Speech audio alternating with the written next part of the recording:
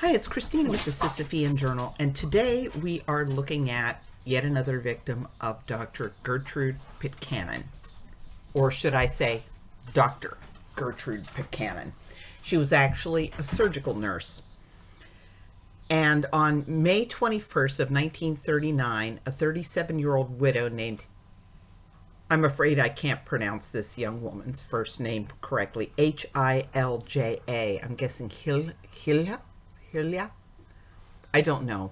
Last name Johnson, so I'm just going to refer to her as Mrs. Johnson, of Butte, Montana, died at Murray Hospital from septic complications of an incomplete abortion. She'd been sent to the hospital by Dr. Caroline McGill, who had been called to her home to examine her.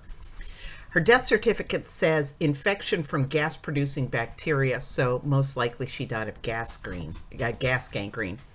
She'd been employed by the WPA as a seamstress. Now again, Pitkanen was a surgical nurse. She'd been born in 1878 in Lincoln, Nebraska, and had completed nurses training at Cook County Hospital in Chicago.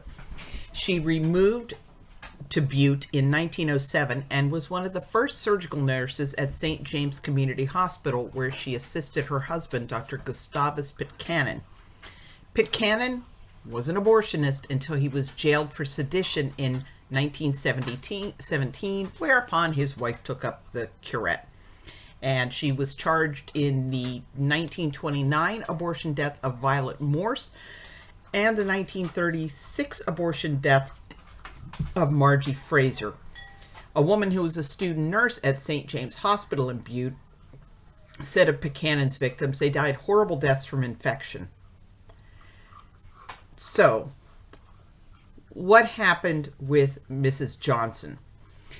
Pitkanen admitted at the coroner's inquest that the young woman had come to her office and that she had later visited Mrs. Johnson at her home and had advised her to go to a hospital, but she denied having perpetrated an abortion.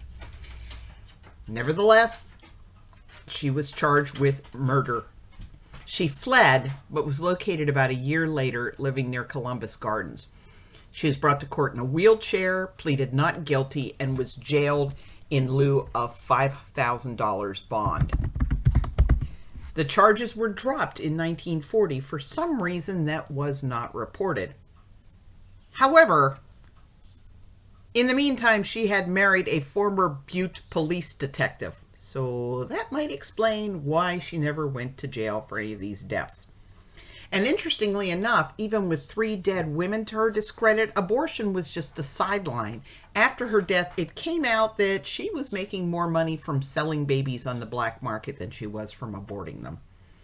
According to her death certificate, Pitkanen died of a brain bleed in 1960 at the age of 81.